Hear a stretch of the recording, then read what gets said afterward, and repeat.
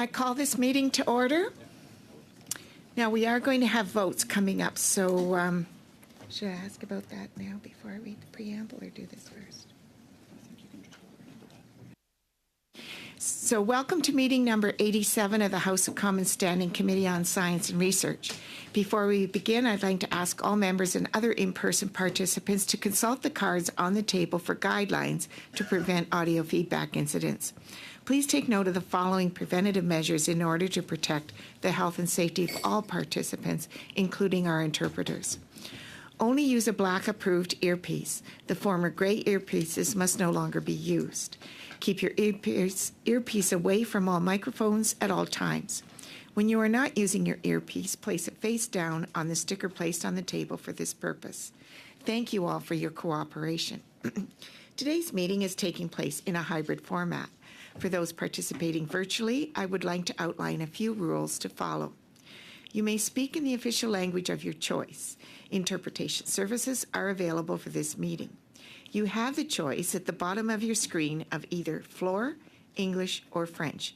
If interpretation is lost, please inform me immediately, and we will ensure interpretation is properly restored before resuming the proceedings. Before speaking, please wait until I recognize you by name. If you are on the video conference, please click on the microphone icon to unmute yourself. When you are not speaking, your mic should be on mute. A reminder that all comments by members should be addressed through the chair.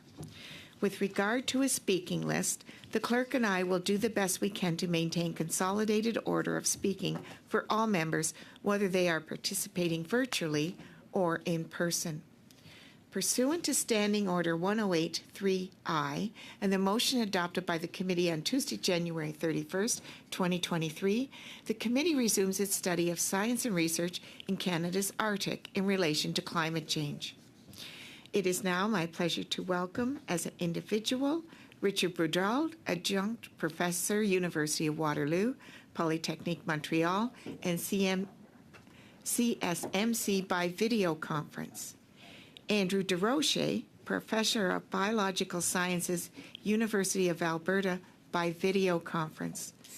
William Quinton, Professor, Wilfrid Laurier University, by video conference. Up to 5 minutes will be given for opening remarks, after which we will proceed with rounds of questions. Should we ask about the event?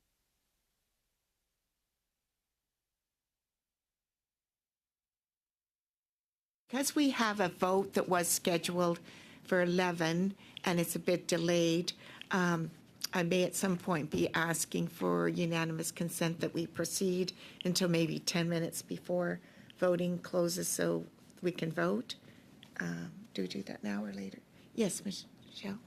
I would just say I'm not sure what's going on in the House right now. So I'm a little bit loath to give unanimous consent until we...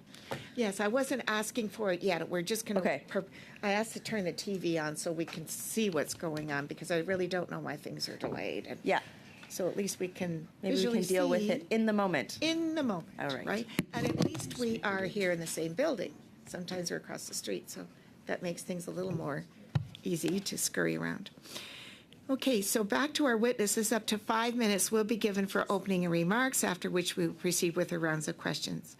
Professor Boudreau, I invite you to make opening statement of up to 5 minutes. Merci beaucoup. Thank you very much. Thank you, Chair. Thank you, members of the committee, to invite me. I'm very happy to be here today.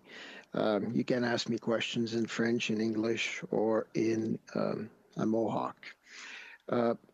I have been involved in climate change research for 40 years and in the Arctic for at least 2 to 3 decades. So my interpretation of all the what is going on is based on this foundation.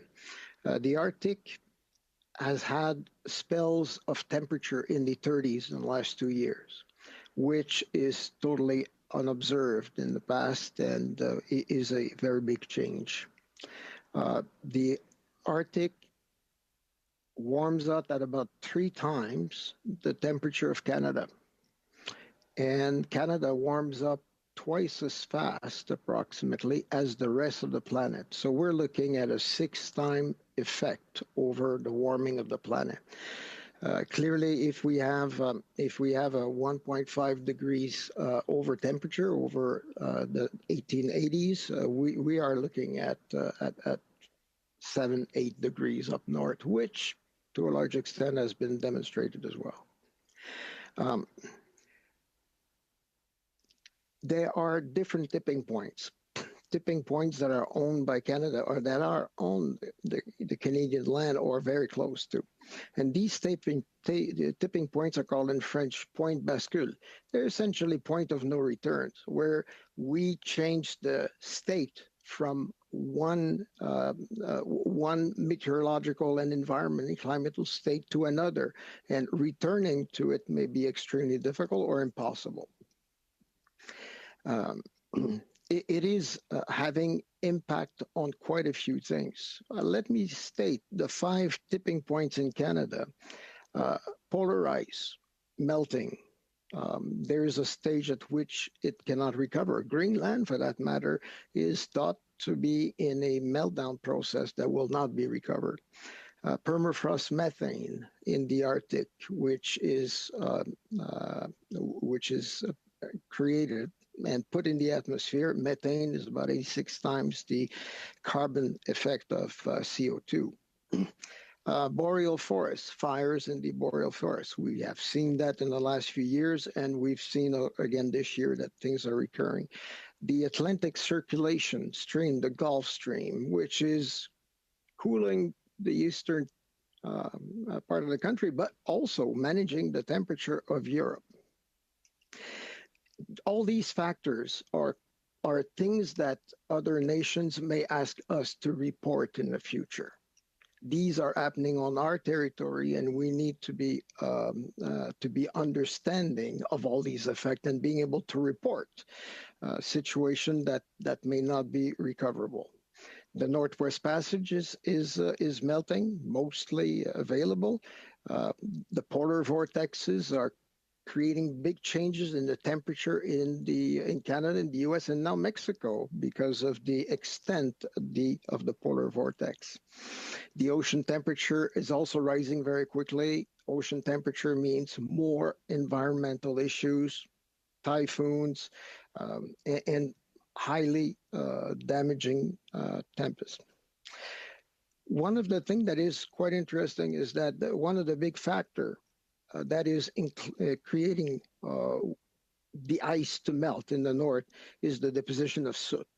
This soot is created by operating generators, by burning coal, and that soot tends to accumulate in the north and deposit on the snow, and therefore is increasing the melting. One of the factors that is very important to understand is that the Arctic ice is the tipping point. That's where all the effects are cascading over all the other tipping points, including the size of the rainforest and the capacity of the rainforest to be operational as a CO2 capture forest.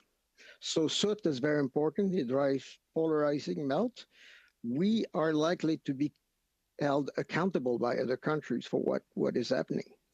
So if we look at the OECD countries that are involved in the Arctic, we have between 4 times and 15 times less scientists than we would need on the basis of the square kilometer or the surface of Canada. Boudreau, that's our time for now. All right. So hopefully we'll get to some other comments that you might want to make during our questions. Thank you. Okay, thank you. We'll now turn to Professor DesRoches for 5 minutes. Yes, good day. Thank you for the opportunity to be with you today. I have conducted research across the Arctic in the Yukon, NWT, Nunavut, northern Manitoba, and northern Norway for over 40 years. I primarily study polar bears, but I've also worked on Arctic grizzly bears, Arctic seals, caribou, northern mountain sheep, and wolves.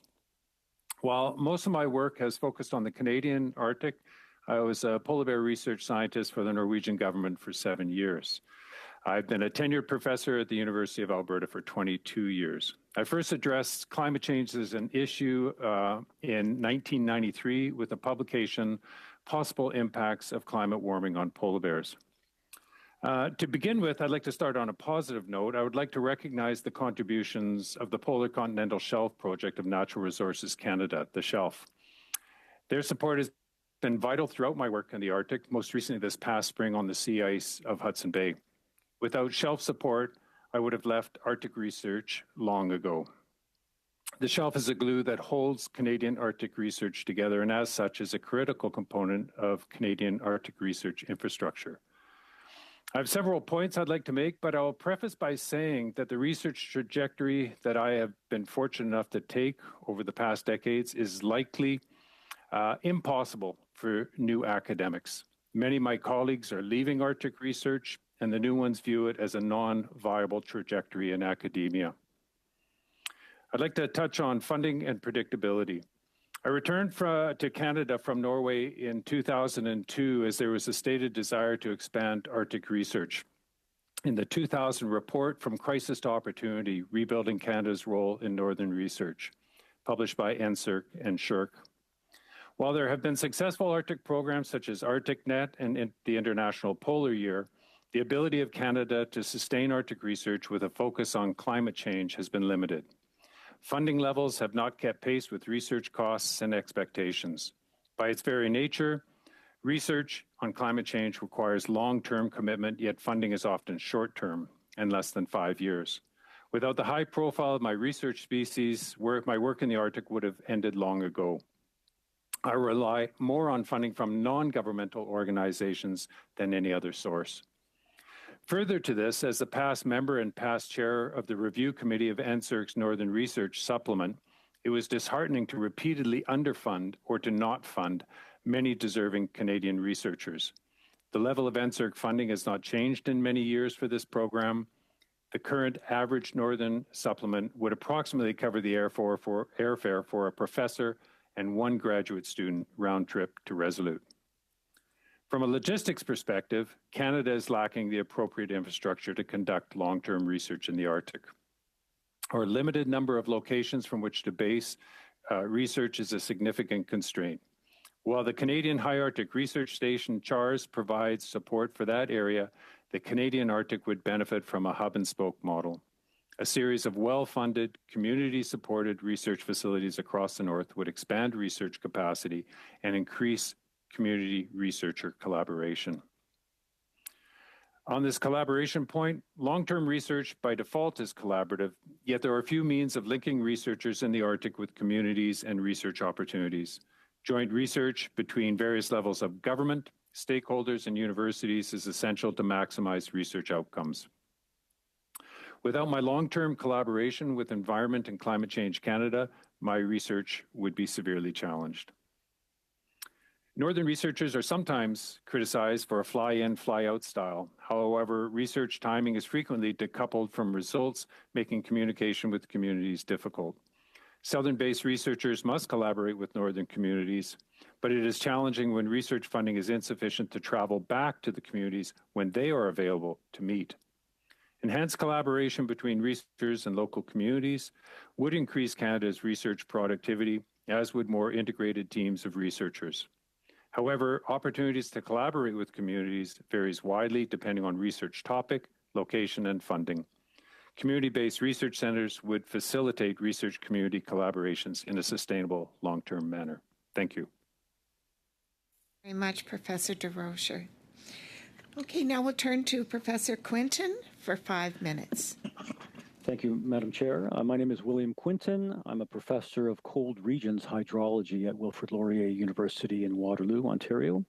I've worked in Canada's Arctic and subarctic regions since 1987.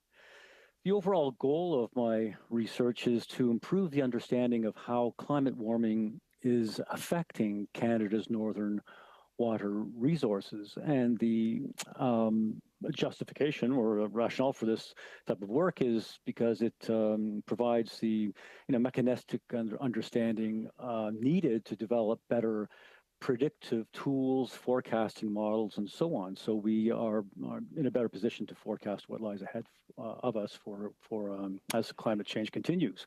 And that in turn makes us better managers of climate warming and water resources in Canada's north. Now, living in southern Canada but working in the north has given me a unique perspective on the stark contrasts between north and south in terms of the rates, patterns, and impacts of climate warming, all of which are much more obvious in the north, even to the casual observer. Since 1999, I've worked in the what you can think of as the southern fringe of permafrost. So it's the southern margin of permafrost that extends across our country, east to west, with my work being mostly focused in the Northwest Territories. Now, in this region, Madam Chair, the Canadians, you could say, live at the front lines of climate change impacts. They're dealing with many abrupt changes over recent years or last couple of decades, including warmer winters, shorter winters, changes in precipitation regimes, which drive changes in river and stream flow regimes, changes in the frequency and occurrence of extreme events, including droughts, floods, wildfires, that is, and other changes as well. And to put a human face on this, Madam Chair, I think of a colleague and friend of ours who's also a former Grand Chief of the Decho First Nations in the Northwest Territories. In 2021, she and all of her community of Jean Marie River on the banks of the Mackenzie River lost their homes to the flooding of that year, as did many other communities nearby. She and many of her community members had to build elsewhere their new homes, and she did in the community of Enterprise, not too far away. 2 years later, that community burned to the ground. 90% of it burned, including her house. I just, losing two homes to extreme events within 2 years, I just don't see its equivalent in southern Canada. And she's by no means the only person with these types of experiences in the north. This southern fringe zone is also, you can think of it as the front lines of permafrost thaw. It's where permafrost is sufficiently thin, 5 to 10 meters. It's relatively warm. That is, it's pretty much at the melting point temperature, and it's discontinuous. And those three characteristics make it highly susceptible to rapid thaw. In fact, in this region, permafrost isn't just thawing rapidly, it's disappearing, and it's doing so at an increasing rate. And as permafrost disappears, it has profound impacts on water resources, on ecology and ecosystems, on infrastructure, and of course, ultimately on communities. I think, Madam Chair, I'll leave it there as a high-level overview, and happy to answer questions. Thank you very much, Professor Quinton. Okay, we'll now turn to our first round of questionings, and we'll kick that off with MP Soroka for 6 minutes. Thank you, Chair. Before I begin with questions, just a quick comment on important business. On February 27th, the Chief Science Advisor, Dr. Mona Niemer, appeared before our committee to discuss important work her office is doing. During her appearance, several written responses to questions were requested by members of this committee, including Conservatives, the Bloc, and Liberals. Dr. Niemer later committed to providing these responses by May 10th, giving her ample time with over 2 months to respond. It is now May 21st, and we still have not received the responses. This delay is concerning, as one of the core mandates of this committee is to review the work of the Chief Science Advisor. The lack of timely responses undermines our ability to fulfill this mandate effectively. I firmly request that the Chair and the Clerk follow up once again with Dr. Niemer to ensure that these responses are produced in a timely manner, preferably this week. It is important that our questions are answered so we can continue the vital work with the necessary information. Thank you, Madam Chair. Okay, I've just been advised that the clerk has followed up with her just prior to the meeting, so you were clearly on the same wavelength. Okay, we'd like that as soon as possible, please. Right. So Okay, I'll start off with Mr. Boudreau. Given your background in environmental engineering and clean technology, how do you see the role of scientific research in addressing climate change in the Arctic, and what innovative technologies or approaches are currently being developed or used to address these challenges? Thank you for the question. We, in the Arctic, we need to understand better the situation, the environmental situation. We are also, I did that at CHARS as the chair of CHARS, and now at the Research Institute of the Aurora College. We try to bring in new technology to provide energy, remove ourselves from the generators, the diesel generators that are putting a lot of soot in the atmosphere, and so. But we understand things a little. There is a big wind generator that was built, and it was built with using a steel that did not perform well in the Arctic. There's been different type of processes. People have been telling us that we cannot use photovoltaics in the north, but that winds up being false because you can follow the sun pretty well in the north during the summertime, and it is much cheaper to use these resources than others. So the biggest problem we have is, and you were told the same thing by my other colleagues, is that we need more study of what's going on. We need to do more inherent activities. We need to work more with the Inuit that have a set of knowledge, and that is critical to us. I'd like to give you an example at one time or another, but that's not the question. Clearly, we need about 4 times the number of scientists that we have right now in Canada. We do not compare with anybody around the world. We compare only with those countries that are equatorial countries. Most other countries have more people to work there. So that's we need 1,500 more scientists. And as was said before, it's hard to keep them on the job because it's very hard to be in the Arctic. And okay, I hate to interrupt, but yes, I'll ask another question of you.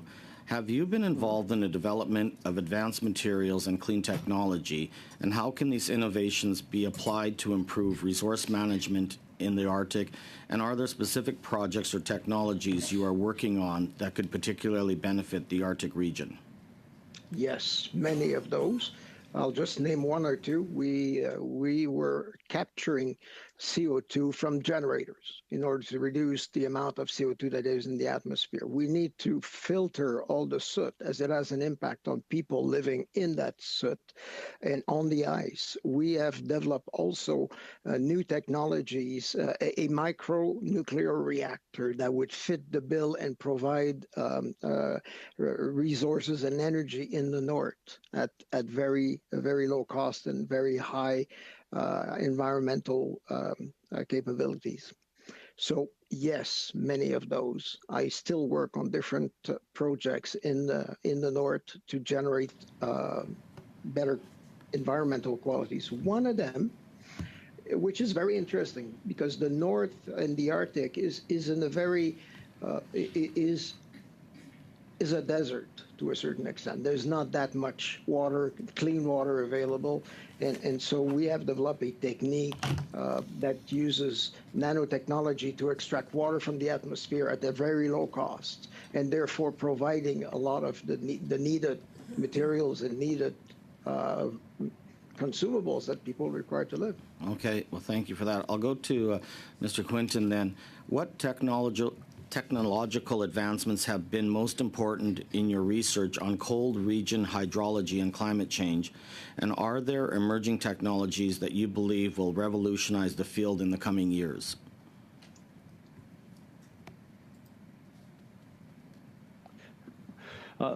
Madam Speaker, there's Maybe just given the time constraints, I think maybe I'll just jump into one example. Our research is often driven by Indigenous communities who we partner with, and a lot of times there's just very at small scales, scale of individual municipalities and communities. There's very practical problems arising from climate change, and one piece of technology is to develop ground freezing systems. So this isn't really anything particularly new. If you're familiar with what thermosiphons are, thermosiphons essentially allow. I'm sorry, I'm afraid that's our time. You do have the option of finishing it and sending a written response, because that's quite interesting. Thank you. Thank you. We'll now turn to MP Carabaga for 6 minutes. Thank you, Madam Chair, and I would also like to welcome our witnesses who are joining us from Zoom. So when I was just wondering, when thinking about research ethics, how are universities' ethic boards and funding distributors ensure that research in the Arctic is conducted in a manner that is respecting of local communities' rights and priorities?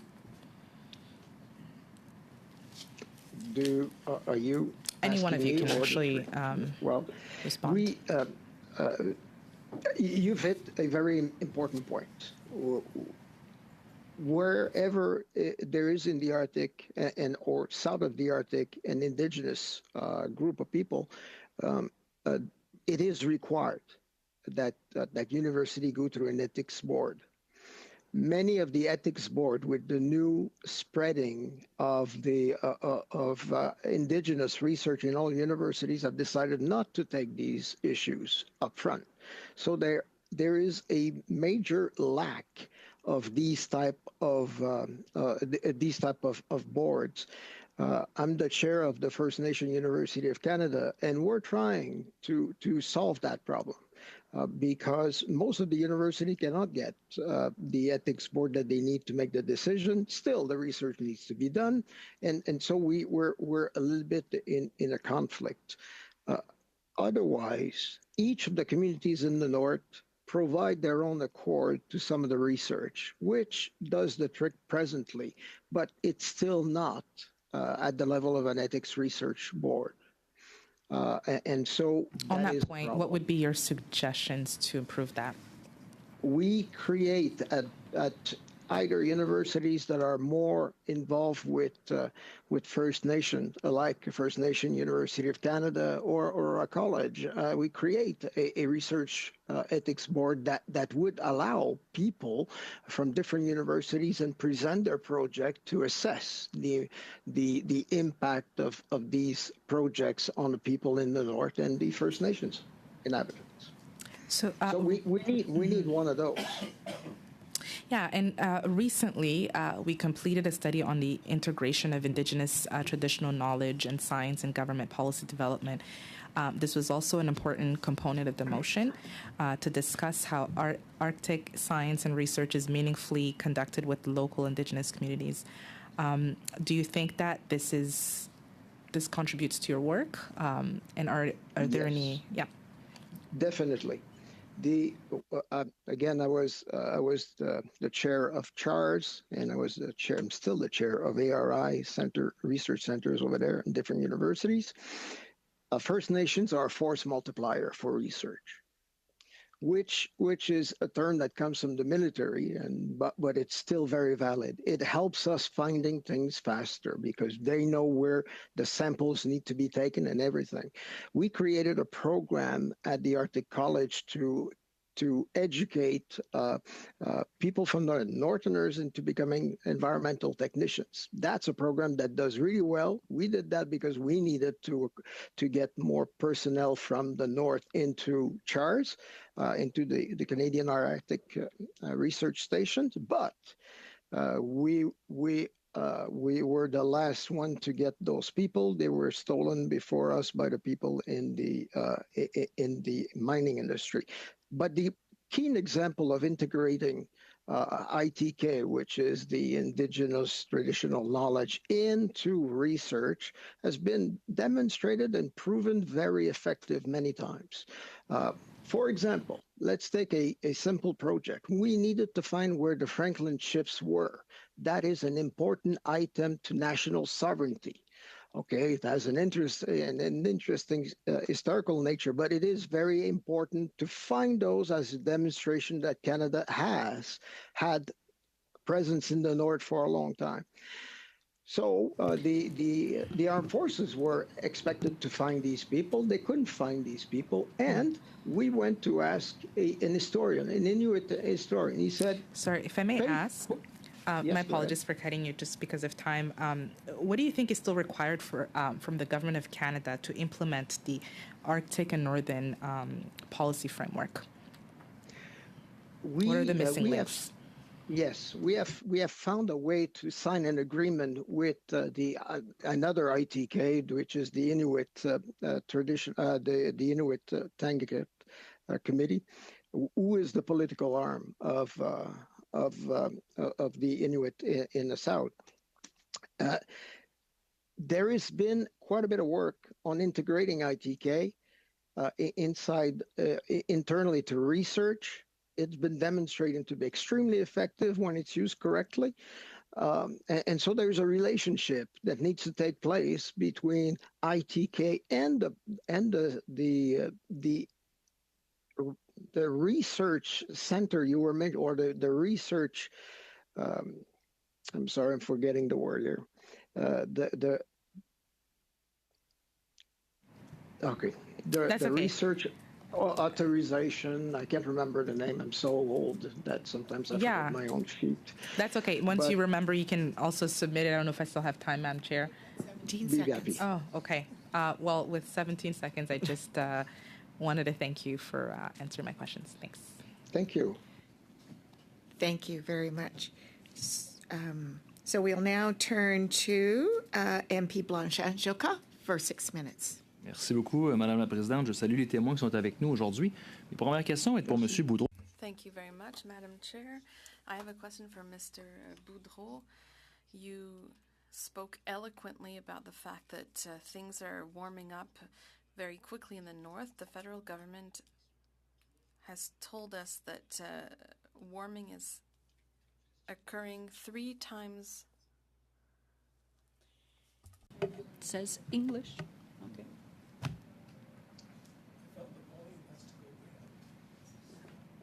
This is the interpreter on the English channel. Can you hear me?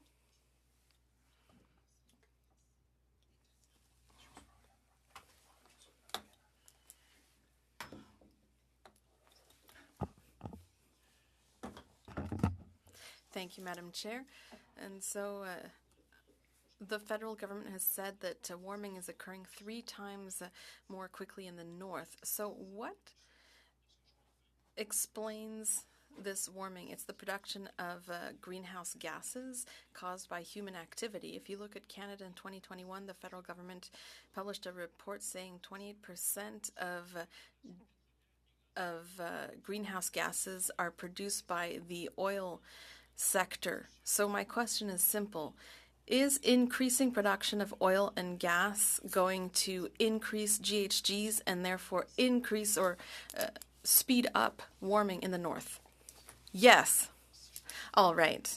If I understand correctly, Mr. Boudreau, if you look at Trans Mountain, which increases by 200% the production of oil, we go to 890,000. That's a 200% increase, and that will lead to an increase in GHGs, according to the federal government's agency, 26 million tons of GHGs per year. So once all is said and done, Mr. Boudreau, a government that is increasing the extraction of oil production and transportation using public funds, is this a good decision based on the science? In terms of the environment, it's not the right choice. Thank you. But you do also have to be clear in your mind. Oil produces a lot of GHG when it is used in combustion also. However, there's a radical increase of methane in the atmosphere, which is much stronger in terms of creating GHGs than oil. So 1 ton of methane, which can come from any of the procedures in the logistical chain of oil production, that will create methane, which is even worse. So your reasoning is correct, but if you look at methane, then you're actually being conservative in your estimations. Actually, I'm from the bloc, Mr. Boudreau, but I'm happy to understand your argument about the production of GHGs, which leads to quicker warming, especially in the north. Mr. Boudreau, once we understand how global warming functions, I'd like to look at the capacity that the federal government is deploying in terms of funding. There are researchers at the Université de Laval, people who have years of expertise and who have said that there's a lowering of funding, and this will affect their ability to go on the ground in the north, for example, to have transportation to reach those areas. What do you think about that? Well, research in the north is extremely costly. Researchers have less capacity, and that is why we need even more researchers to know what is happening on the ground and actually be able to do something. We need additional funding to be able to physically bring these people to the north, and also to collaborate with people outside of Canada, international partners, so that we can conduct research. We need about $500 million in additional funding, and at least 3 times or 4 times more researchers to just reach the average of our colleagues in the polar circle. So if we don't pay attention to what's happening, there will be surprises. There are already surprises. And people will tell us internationally, how come you didn't warn us about these things before? And that's a really important problem. Yes, that's very important. You said that other countries in the polar region invest more than Canada. Do you have any data on that? Yes, in my notes, there's a table with the investment by different countries. If you look at Canada as 1, the U.S. is lower than us, 0.6. Russia is better than us, but Norway is 10 times better than us. Sweden, Denmark, Iceland, they have far more researchers per square meter than Canada. So we are not a leader when it comes to Arctic research. That's correct. However, our advantage is that we have the land. Canada has the land that we can look at, so we can invite people to come and do research because we have huge swaths of land, and so we can use that to build relationships. Thank you. We'll now turn to MP Cannings for 6 minutes. Well, thank you. Thank you all for being here today. This is all very interesting. I wish we had more time, as usual. I'd like to turn to Dr. Desrochers, and I'm so glad you brought up the Polar Continental Shelf funding. I was fortunate enough to take advantage of that funding way back in 1983. I think I spent the summer doing research in Old Crow and Herschel Island using polar shelf funding. And I heard, I think it was in 2018, that funding had not gone up at all for 20 years. It was similar to the situation we just dealt with in terms of graduate student scholarships, etc. I think that was rectified somewhat shortly after that. But I'm just wondering if you could talk about polar shelf funding, where it stands now, where it should be. This is, as you say, the glue that holds research together. It's the logistics support that is the main, the main problem for researchers in the Arctic is just getting around. And if you could spend a minute or two talking about polar shelf and how important it is and where the funding stands at the moment. Yes, the Polar Shelf has been an agency that I've been working with since the mid-1980s. A lot of the logistic support that they provide is almost impossible for your average Canadian researcher to establish on their own. And of course, there's cost efficiencies by bringing in a large agency to set together the procedures in place. So a lot of my research support is helicopter based, and so therefore what I'm looking from them is actually supplying the helicopter and very often the fuel to conduct the research in various locations. And what I would say is it hasn't kept pace with the rising costs. It's a very small fraction of my research budget. In the neighborhood this past spring, I would say it's about 20%. But it's the logistic support that puts things in place that allows me to bring other funding and be more efficient. I don't work out of Resolute right now, but in the past, in the 1980s, and something I pushed when I was actually on the scientific steering committee for Polar Continental Shelf was that we try to retain the base that we had at that time in Tuktoyaktuk. And the closing of that was a major blow to research efforts in the Western Arctic. It was a hub for much of the research that you were probably involved with in the Herschel Island area at that time. And that's, I think, the problem is that right now, of course, Polar Shelf is centered out of Resolute. But we don't have the infrastructure to base from many other areas. And so it's extremely expensive to move across those different parts of the Arctic. And to speak to that is, I mean, the scale of the Canadian Arctic, while CHARS itself is a very major step forward, it just cannot serve Nunavik and the other northern parts of Nunavut very well. So it's again, I think we need to see that infrastructure.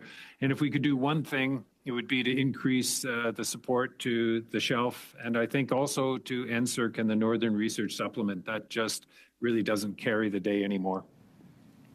How much time do we have? It's in 20 seconds. 2 minutes. Okay, well, I'll continue with Dr. Desrochaux.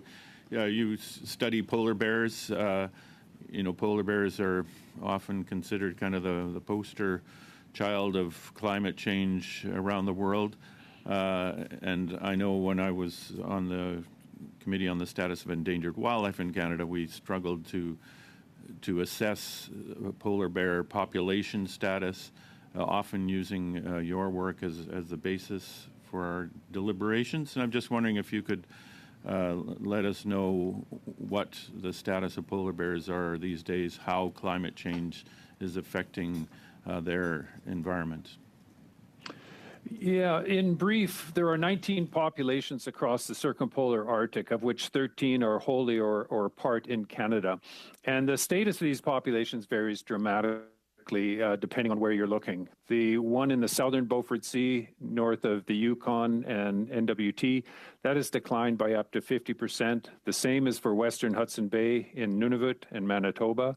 Southern Hudson Bay has declined as well, but to a lesser extent. Other populations are doing quite well, and it's really predicated on the trend in sea ice. And if the sea ice is changing, the populations are affected. Ultimately, this is of great concern to northern communities that rely on polar bears for sustenance, but also culturally, hunting polar bears is very important. And this creates a lot of challenges going forward as we have a declining resource, but a growing population that would like to hunt polar bears as part of their cultural activities.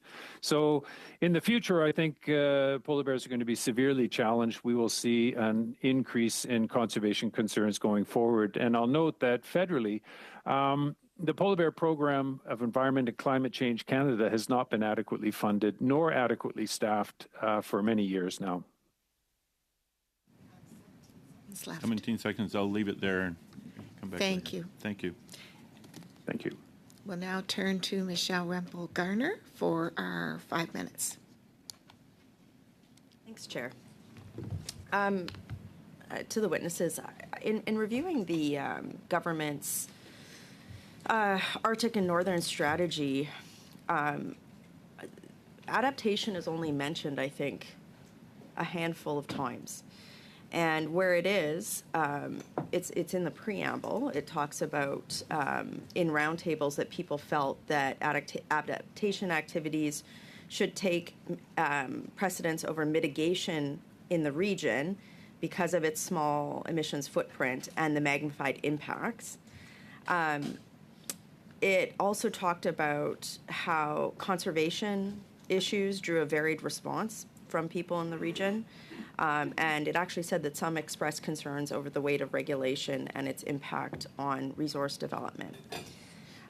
So I'm wondering essentially how we square these circles, because we have this strategy where it notes that these were themes that came up in roundtables but didn't make their way into goals, or if you're talking, from what I've taken from some of your testimony, they haven't really made it into Canada's research strategies as well. So I'll start with this. Would you support a recommendation for the government to place greater emphasis on concrete Arctic adaptation strategies in its official Arctic and Northern strategy? To anyone. It is to note that there's a bit of a chasm between the policy and the reality. We see people in the north that are essentially humbled. They're handicapped by the fact that the ice is melting and it's pretty hard to get things doing. Very short period of time. I have a very short period of time, so if you could keep your responses. I'm looking for concrete recommendations. So the question was, do you support a recommendation for the government to place a greater emphasis on concrete adaptation strategies in its official Arctic and Northern strategy? I would say no, because we need to ensure that we reduce the amount of soot and methane in the Arctic, and that's what's going to get our goose at the end of the day. So, so what you're saying is that the government should ignore the feedback of stakeholders who are saying that they need the government to adapt to things like housing, Indigenous hunting to climate change, and we should focus on emissions reduction in an area that doesn't produce a lot of emissions. Is that your recommendation? Yes, because if you understand, for example, Northwest Territories last summer, because of the wildfires, we had to empty the entire territory. Everybody left. Just to be clear, though, it seems a little crazy to me that we wouldn't be supporting adaptation to climate change, given that people live there. The adaptation is very low cost. The villages are very small. Would two witnesses like to jump in on this? No. Sorry. Yeah, I just was that an invitation to other witnesses? Yeah. Yes. Yeah. So it's an interesting question. I think there's always, where I work in the Decho region, things are happening so quickly, so fast that it's all hands on deck, and there's always a willingness to partner with any organization. I think sometimes the challenge is the large number of organizations. There's a federal, territorial government, there's a regional Decho government. What I'm getting to is that it's very clear that people who live in the north said that they need help adapting to climate change. Yet our strategy doesn't address that at all. And now I've got some academics in front of me who don't live in the north, objectively, telling me that perhaps we should override the advice of people who live in the north to look at adaptation strategies. I'm not saying get rid of mitigation strategies. It just seems to me that we should be helping people to figure out how to live there more effectively with climate change. But I'm being told no. That seems weird to me. Well, I'm not saying no, but I'm saying that I think, if I misunderstood your question, it was, should the federal government develop adaptation strategies? These need to be co-developed with local communities, to be clear. And I think absolutely we're developing the science, the knowledge, simultaneously. So then the recommendation would be that the government support or place a greater emphasis on co-developing adaptation strategies to address climate change. The challenges of living in a region where climate change is very much impacting the dwellers who live there. Would that be a recommendation any of you would support? From my perspective, I think that would be well received by the communities that I work with. Thank you, and that's So do I. But you cannot, the question you did ask at the beginning is one or the other. And I'm saying that both need to. It wasn't. Perhaps you misheard, but I'm happy to send you the transcript. Thank you. That would be great. I'm looking forward to it. Okay, we'll now turn to MP Longfield for 5 minutes.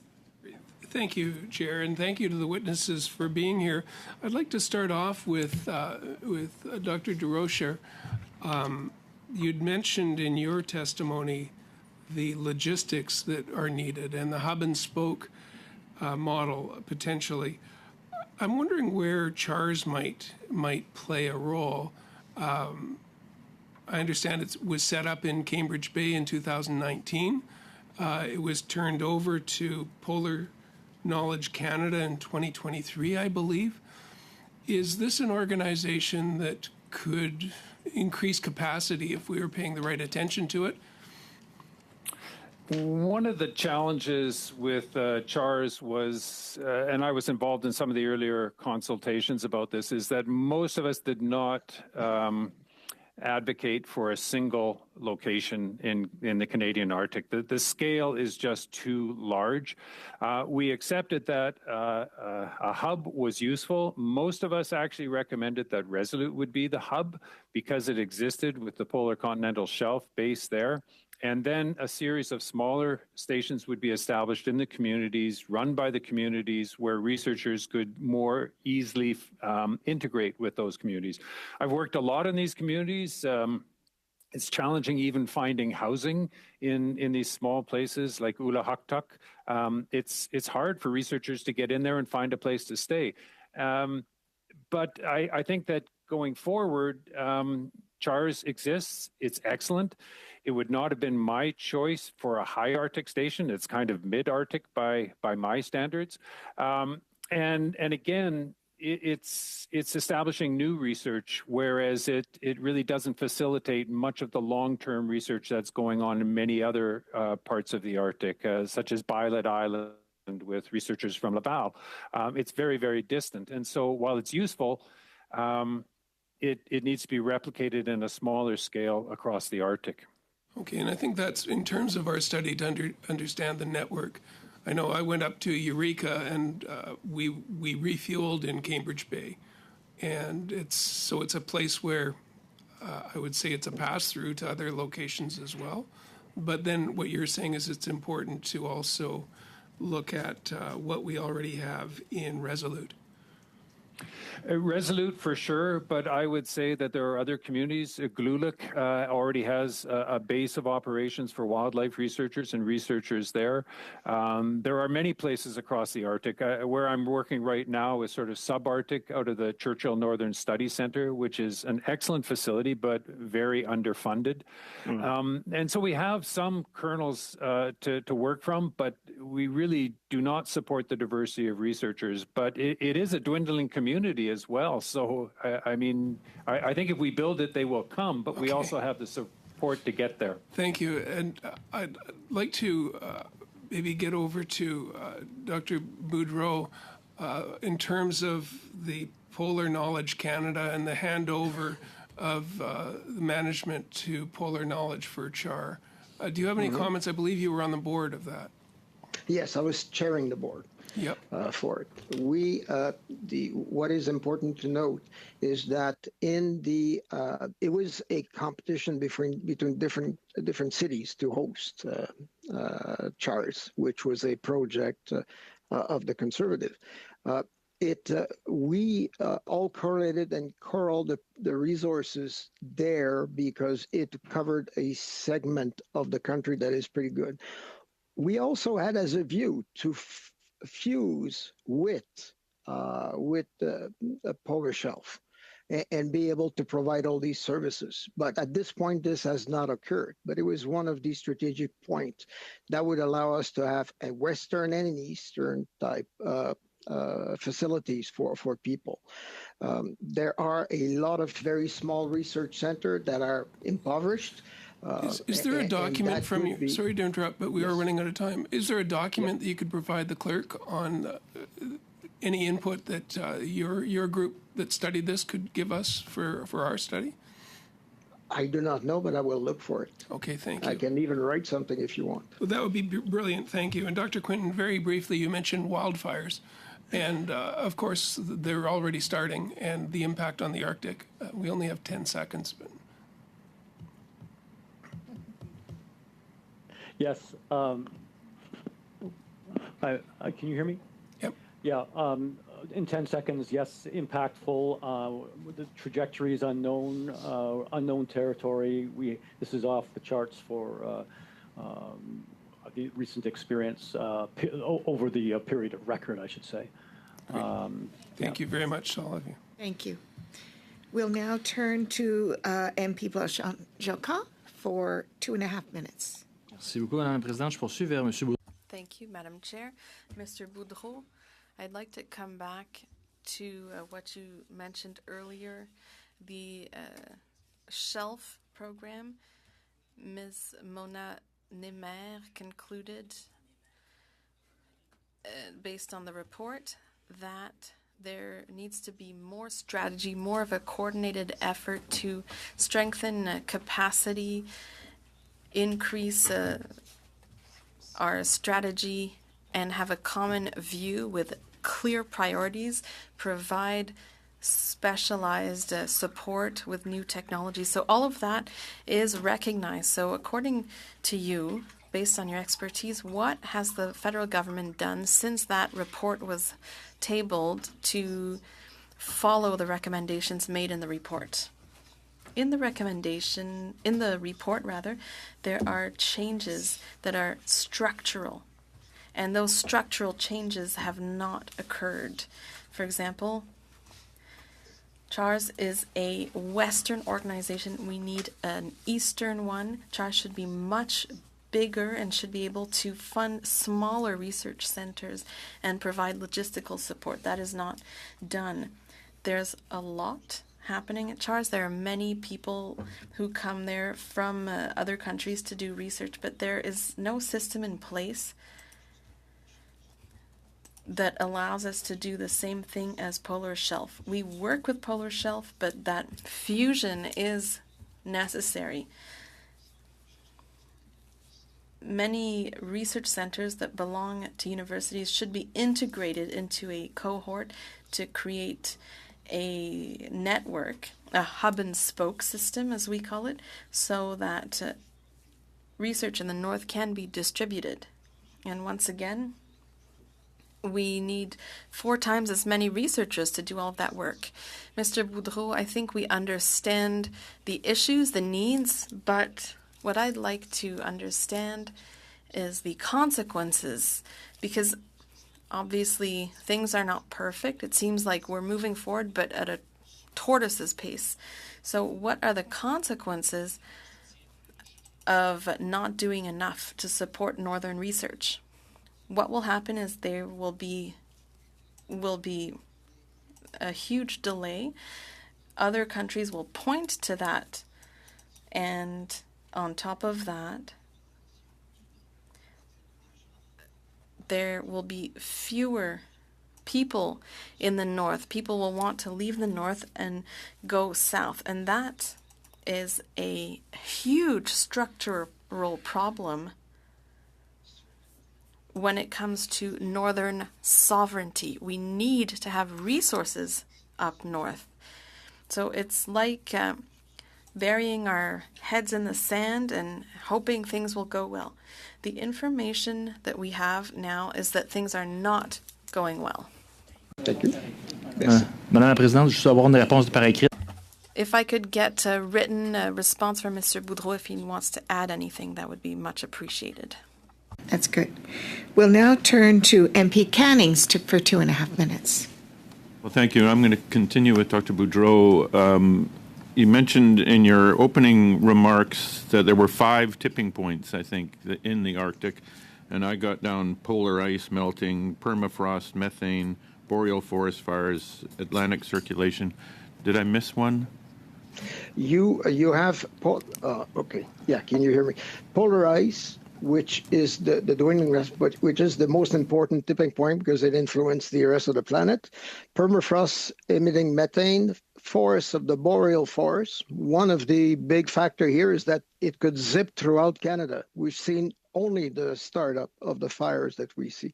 The Atlantic Gulf Stream, which regulates temperature, the freeing of the Northwest Passage, the polar vortex extending over the north and influencing in catastrophic way weather in the south. We've seen that in the last 3 or 4 years, and the raising temperature of the ocean, which are factors that are from this tipping point. Okay. I just want to, you mentioned earlier as well that, the permafrost methane emissions were one of the most important factors there, and I've seen that in my brief trips to the north, Herschel Island, for instance. How are we doing with that monitoring? We have much of this. When you emit methane, as you know, it's a very powerful greenhouse gas. How is Canada doing in terms of methane monitoring in general, and certainly in the Arctic in particular? I would say poorly. We're not doing great. That is likely to be a big factor in global change, global climate change. And matter of fact, big factor in the crisis. And we have very little information about it. Matter of fact, when the permafrost melts, it turns into water. Some of the methane goes into the ocean or the rivers and is absorbed, and some of it goes into the atmosphere. This is a very powerful material, and it's going to be driving all the climate up there. We need to be able to measure it better. There are some satellite-based systems that exist, an optical-based system that exists, but we have not spread it over Canada. It would be important that we have an understanding of these emissions of CH4, methane, in order for our own survival. It's an existential problem. Thank you. That's our time. Thank you. So we'll now turn to the Conservatives. I'm not sure who's taking this for 5 minutes. We were just. Pardon? What? We're at time. Oh, so we are at time. Sorry. Okay, we were just looking at if there was a vote or not. So. Okay. So let's just stop this.